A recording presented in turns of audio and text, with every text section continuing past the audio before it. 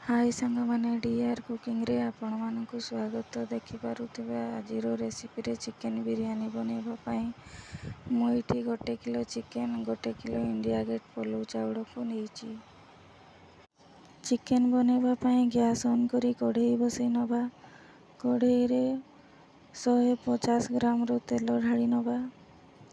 सेथिरे 4टा आलू काटिकी मु भल भाबरे धोईकी रखिथिली। एबे आमे ताको फ्राई करि नबा।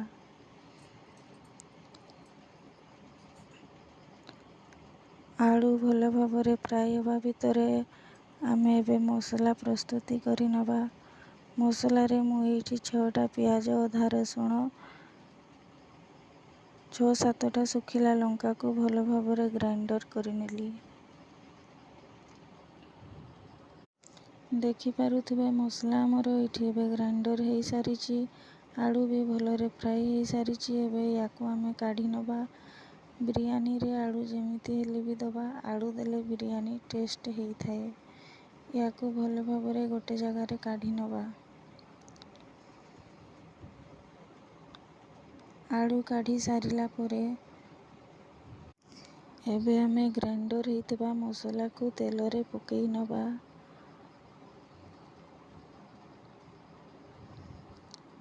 याकू टिके भल भाबरे भाजी नबा। 2 मिनिट पई भलरे भाजी नेला परे एबे एथिरे आमे प्रथमे जीरा गुंड पकेइबा। 1 चामच जीरा गुंड 1 चामच धनिया गुंड 1 चामच चिकेन मसला 1 चामच मीट मसला 1 चामच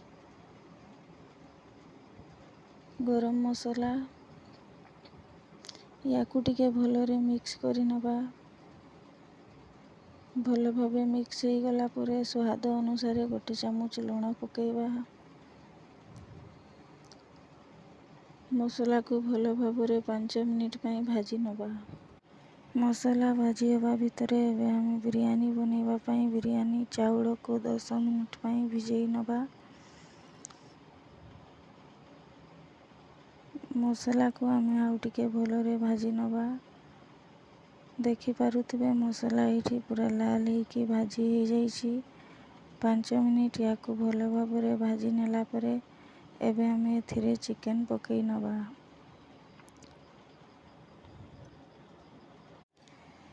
चिकेन पकेई सारिला परे चिकेन को भल भाबरे मसला रे मिक्स करि नबा।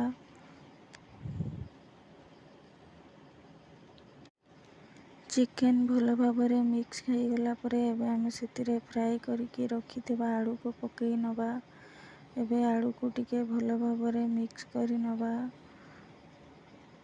आलू भल भाबरे मिक्स हेई गला परे एबे एठी आमे बिरयानी चाउल रे आधा कप मुग डाली को पकेइबा। जहा द्वारा बिरयानी रो टेस्ट आउ टिके भल आसीबो। एबे हमें चिकेन को 10 मिनिट पई भल भाबरे घोड़ेई दबा। बिरयानी बनेबा पई बिरयानी चाउल को छांकुनी साहाय्य रे भल भाबरे धोईकी ताकू छांकी नबा। देखि पारुथिबे मु एठी भल भाबरे धोईकी सबु चाउल को भलरे छांकी नेइची। 10 मिनिट परे देखि पारुथिबे चिकेन रो केते सारा पानी बाहरी आसीची। एबे आमे याकू टिके भलरे मिक्स करि नबा। चाउल रो पानी केते भलरे सुखी जाईची। मु एठी बिरयानी बनेबा पई 4टा प्याज को काटी नेइची। सेथिरे गोटे गरम मसला नेइची। बिरयानी बनेबा पई प्रथमे आमे गोटे डेगची बसई नबा। बिरयानी बनेबा पई मु एठी 150 ग्राम रो रिफाइन तेल नेइची। सेथिरे गोटे गोटा गरम मसला को पकेइबा। काटिकी रखिथिबा 4टी प्याज को पकेइबा। प्याज को टिके भाजी दबा। प्याज टिके भाजी सारिला परे देखि पारुथिबे एपटे हमरो चिकेन भी भाजी हेई आसिलानी। याकू आउ टिके आमे भलरे भाजी नबा। चिकेन भलरे भाजी हेई गला परे सेथिरे 2 गिलास पानी दबा। 2 गिलास पानी देई ताकू भल भाबरे मिक्स करि नबा। 5 ମିନିଟ୍ ଫୁଟିବା ପାଇଁ ଭଲ ଭାବରେ ତାକୁ ଘୋଡ଼େଇ ଦେବା। 5 ମିନିଟ୍ ପରେ ଦେଖିପାରୁଥିବେ ଚିକେନ୍ ଆମର କେତେ ଭଲରେ ହେଇଯାଇଛି। ବିରିୟାନୀ ବନେଇବା ପାଇଁ ପୁରା ପରଫେକ୍ଟ ଭାବରେ ହେଇସାରିଛି। ଏବେ ଆମେ ଚାଲନ୍ତୁ ପିଆଜକୁ ଆଉ ଟିକେ ଭଲରେ ଭାଜି ନେବା। ପିଆଜକୁ ଟିକେ ଲାଲ କରିକି ଭାଜିବା। ପିଆଜ ଲାଲ କରିକି ଭାଜିଲେ ବିରିୟାନୀରେ ଟେଷ୍ଟ ଭଲ ଆସିବ। ଦେଖିପାରୁଥିବେ ପିଆଜ କେତେ ସୁନ୍ଦର ଭାବରେ ଲାଲ ହେଇ ଆସିଛି। ଏବେ ଆମେ ଏଥିରୁ ଅଧା ପିଆଜ କାଢ଼ି ନେବା। ଦେଖିପାରୁଥିବେ ମୁଁ ଏଇଠି ପିଆଜକୁ କାଢ଼ି ନେଇଛି। ଏବେ ଆମେ ଏଥିରେ ବିରିୟାନୀ ଚାଉଳକୁ ପକେଇବା।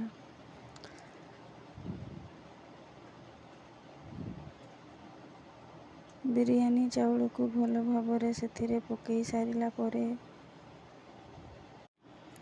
ବିରିୟାନୀ ଚାଉଳକୁ ଟିକେ ଭଲ ଭାବରେ ମିକ୍ସ କରି ନେବା।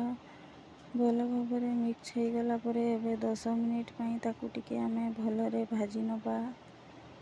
ଦେଖିପାରୁଥିବେ 10 ମିନିଟ୍ ପରେ କେତେ ଭଲରେ ଭାଜି ହେଇଯାଇଛି।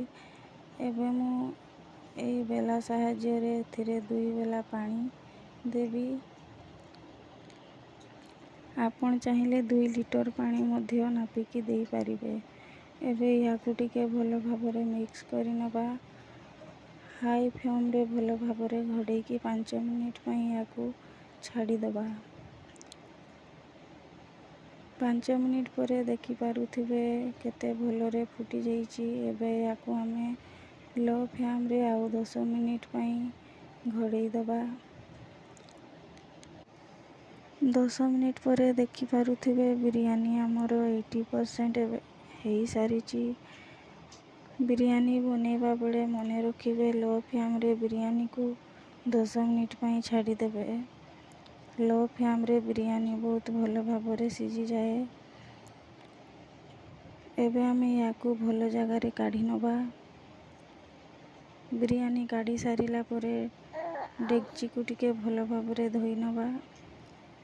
ଡେକ୍ଚି ଧୋଇ ହେଇଗଲା ପରେ ଏବେ ଆମେ ସେଥିରେ ମାଂସରୁ ଅଳ୍ପ ଟିକେ ଝୋଳ ନେଇ ଡେକ୍ଚିରେ ଦେବା।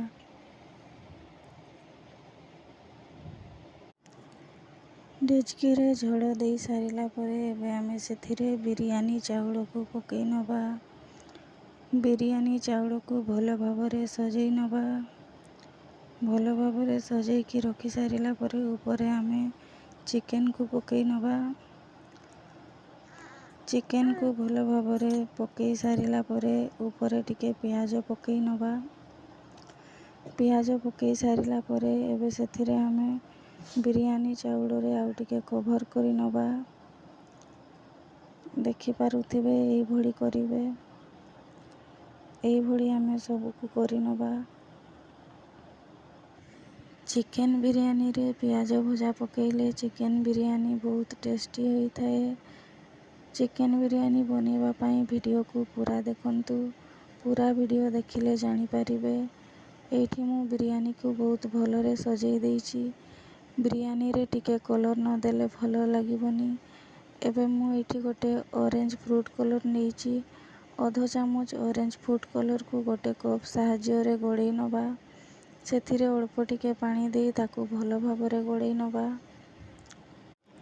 ଅରେଞ୍ଜ ଫୁଡ୍ କଲର୍କୁ ଭଲ ଭାବରେ ଗୋଳେଇ ନେବା। ଭଲ ଭାବରେ ଗୋଳେଇ ନେଲା ପରେ ଏବେ ଆମେ ତାକୁ ବିରିୟାନୀରେ ଭଲ ଭାବରେ ଢାଳି ନେବା। ବିରିୟାନୀରେ ଭଲ ଭାବରେ ଢାଳି ନେଲା ପରେ ବିରିୟାନୀକୁ ଭଲ ଭାବରେ କଭର୍ କରି ନେବା। କଭର୍ କରି ନେଇକି ତାକୁ ଲୋ ଫ୍ଲେମ୍ରେ 5 ମିନିଟ୍ ପାଇଁ ସିଝେଇ ନେବା।